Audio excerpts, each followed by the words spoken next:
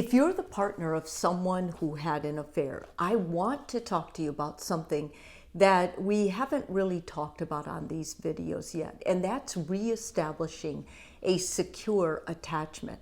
The reason is because after you hear about the affair, anything you do, like a normal reaction, will look like you're overreacting. You are not overreacting. You are reacting exactly how the brain does when it hears something catastrophic, something that's been a lie, something that hits you so close that it destabilizes you. If you're in that place where maybe you've heard, now it's been a couple weeks or a month, and you're starting to see little things, your partner wants to make it work, you're not sure if you can ever trust them again, I want you to take time and watch this video, write down what you need to do or make a plan, and then sit down with your partner, watch the video, and talk about exactly the points of this video that are registering with you that you need help with. After that point, I think it would be wise to go seek therapy together and possibly alone. Let that therapist that you see together make that call, because many times they're very helpful about how to go forward. The main thing that we need to secure is how you can rebuild that secure attachment again, because without it, the relationship will not thrive and it will struggle. It'll feel like you're going forward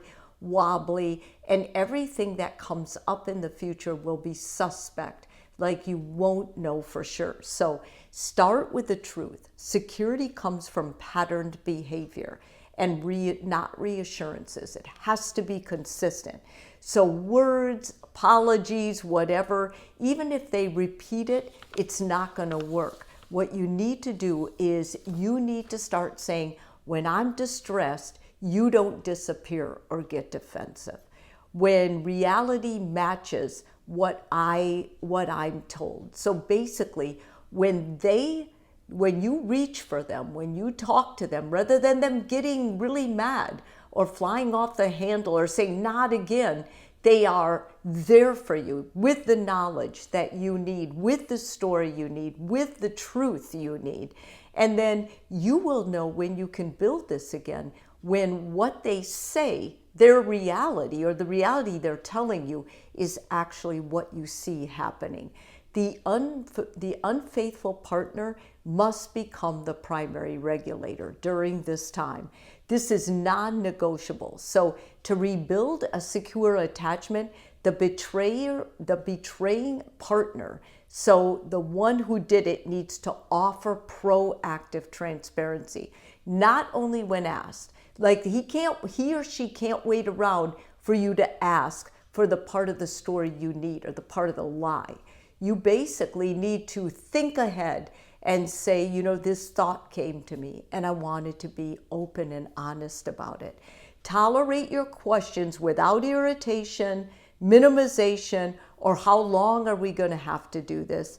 Initiate repair after ruptures instead of waiting for you to calm down yourself. So what that means is, during a time when you're feeling intense and crying, your partner who did the betraying needs to come to you and be present with you and not run away or not, close the door. They need to come with you and be present and stay emotionally present through all the triggers.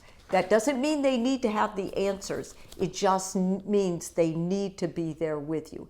This phase often feels unfair to them and exhausting, but it's how attachment injury heals. And if they don't know this, they will find out the more they put this practice into their routine. Your job is not to suppress anxiety. It's to use it wisely. So trying to be chill or not needy after an affair actually blocks your ability to heal. Security grows when you can name the fear without attacking them. This activated for me, I need reassurance.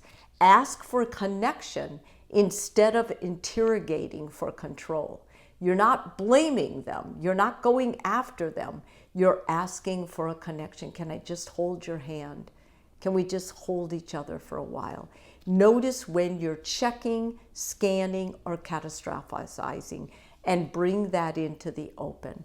When your thoughts get way ahead and you start seeing them or picturing them with someone else, you need to talk to your partner. That's the only way you can interrupt that cycle. Repair moments matter more than calm ones. So most people after an affair, they're like, I think everything's going okay, we're calm.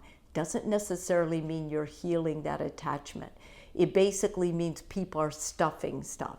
We don't want that. So what predicts a secure attachment after betrayal is not how often the triggers happen, but what happens after the trigger.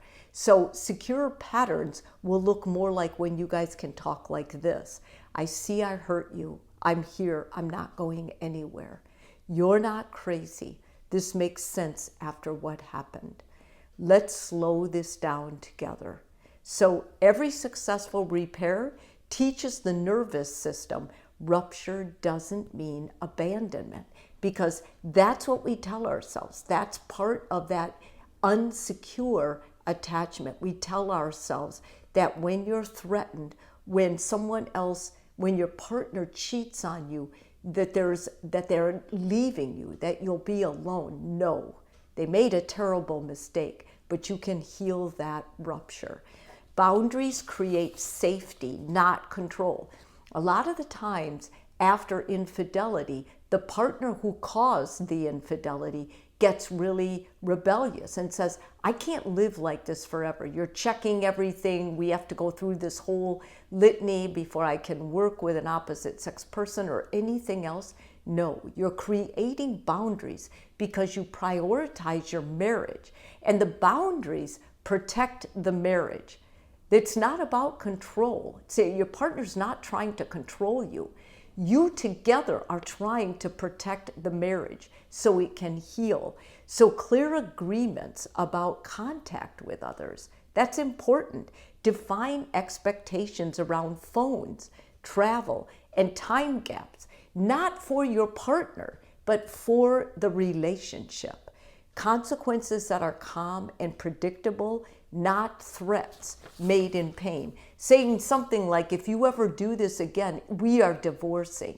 You can't do that and heal an attachment that's been ruptured. Watch for signs that security is forming. It's subtle at first, but look for triggers that resolve quicker, together.